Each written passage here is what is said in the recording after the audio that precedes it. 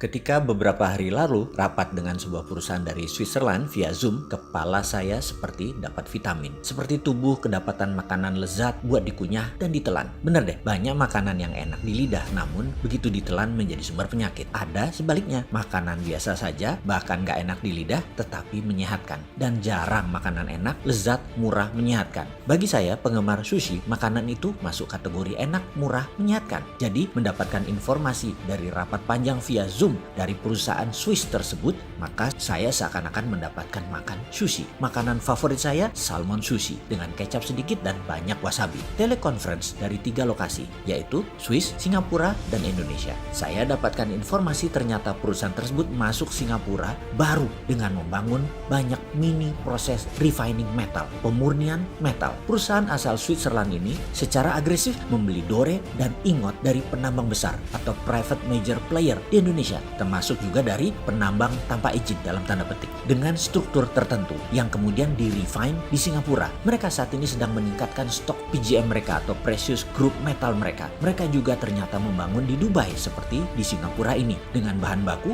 dari Afrika. Menarik, asli menarik strategi yang mereka lakukan. Mereka menghubungi saya karena nama saya kebetulan ada dalam perusahaan tambang emas di utara Manado, di salah satu pulau utara Indonesia. Mereka ingin mengambil ingotnya atau dore atau metal yang masih bercampur dengan emas yang kadarnya paling tinggi 50%. Masih ada Ag-nya, masih ada PT-nya, yang jelas Cu-nya yang paling banyak dari sisa 50% tadi. Mereka memerlukan semua mineral tadi. Sama persis seperti apa yang dilakukan pihak Cina dengan mengambil nikel yang dibela pejabat teras yang multi talent itu. Nikelnya 25%, sisanya emang isinya pasir. Ya enggak lah, ada litium, ada fero. Wis males dah kalau saya lanjutin urusan hal ini. Sebenarnya yang heran adalah masalah fansnya. Asli saya heran. Tanah air dikuras, bosnya mah nggak paham-paham banget. Pejabat-pejabatnya berlindung di balik kebaikan bosnya. Ketika diingatkan banyak kesalahan pejabat-pejabat tersebut, lalu bosnya dan fans bosnya dipakai buat serangan balik. Dan mereka akhirnya sudah tahunan menikmati kedaulatan menjabat dilindungi oleh bosnya. Yang pastinya fulusnya mah mereka pribadi naiknya kenceng. Bosnya mah biasa-biasa aja. Sementara itu bosnya yang jujur, baik, sederhana, tapi tidak paham bisnis oligarki, dia menjalankan tugas hariannya seperti biasa saja. Jadi apa yang dikuras? Yaitu yang sisanya yang 75% di luar nikel. Kembali ke perusahaan Swiss tadi. Sama seperti kayak Tiongkok. Ambil ingot, ambil dore, tetapi yang dibayar hanya gold contentnya. Yang didiskon lagi karena belum disertifikasi alasannya. Juga belum di-refine atau dimurnikan. Semuanya bisnis itu sudah jalan tahunan. Hanya baru setahun ini mereka punya refiningnya sendiri di Singapura. Seperti biasa, begitu saya dapat peluang bicara, saya banyak tanya kepada mereka. Mau apa dengan PGM dan metal-metal lainnya yang mereka beliin ini? Apakah mau jadi juragan jual beli hard commodity? Mereka tertawa. Jah, dalam hati saya, gue diketawain. Yang singkatnya mereka menjawab, "Don't be so naive brother, you must know what is our intention." Mereka mengatakan saya jangan naif-naif, pasti mereka tahu niat mereka mengumpulkan mineral tadi.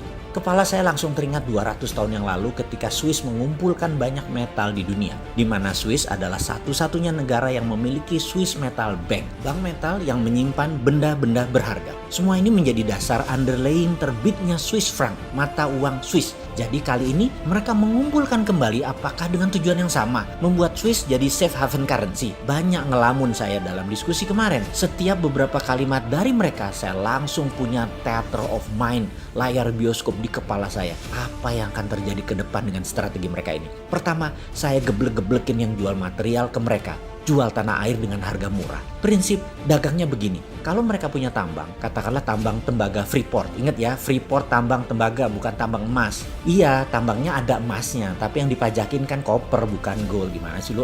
Terus diambil 51% lagi perusahaan tambang tersebut. Ini di siapa lagi? Kalau mau ambil ya emasnya, yang dikirim ke Rio Tinto dan ke Jepang itu loh, yang di-refine di luar Indonesia, emasnya. Asli gue sebel kalau urusan beginian. Kapan balik modalnya beli Freeport? Sudahlah, males dilanjutin. Oke, prinsip dagang perusahaan tambang untuk memproses katakanlah batu bara. Ini angka dari langit loh ya. Ongkos tambangnya 50, dijual 80, untungnya 30. Ya sudah, begitu rumusnya. Papers nilai perusahaan paling top 2-3 kali lipat atau 200-300%. Itu pun sudah overvalue. Tapi perusahaan teknologi nilainya bisa 100 kali aset atau kapitalisasinya bisa beratus kali karena kemampuan melipat nilai papersnya tadi. Juga perusahaan metal berharga ini. Semacam VOC lah, nilai papersnya bisa berkali lipat. Jadi perusahaan Swiss tadi ambil metal untuk dijadikan jaminan underlying surat berharga seperti bond misalnya. Misalnya bond tadi diambil Swiss untuk cetak uang, maka kertas saja yang dipindah tangankan, metal masih di tangan perusahaan Swiss tadi, katakan 10 billion dolar buat jaminan Swiss franc. Swiss membayar pinjaman tadi juga pakai bunga atau membeli dengan DP yang murah. Persis seperti pinjamnya IMF deh. Lalu misalnya negara lain, Singapura pinjam surat berharga tadi buat underlying terbitnya uang baru Singapura dolar. Kertas berharga itu pindah tangan. Tidak perlu 100% dibayar oleh Singapura, cukup 20-30% saja dari nilai. Tapi Singapura bisa cetak 100%, memanfaatkan 70% sisanya tadi. Kan ada jaminan, nggak inflasi. Ya enggak lah. Juga misalnya dinaran perlu emas, maka dinaran cukup bayar 20-30% surat berharga perusahaan Swiss tadi. Ya emasnya perusahaan Swiss ini, dan ketika diminta fisik ya dia berikan emasnya nantinya. Tentunya harus bayar full. Tetapi selama rupiah Anda dipegang di rekening Anda di dinaran, ya emasnya dipegang perusahaan Swiss tadi. Ini asli pinter. Saya kok jadi terinspirasi ya. Kok negara kita pejabatnya nggak sepinter negara Swiss yang nggak punya laut, nggak punya sumber daya alam, bisa menjadi safe haven lagi. Oh iya, perusahaan Swiss tadi namanya Metalor.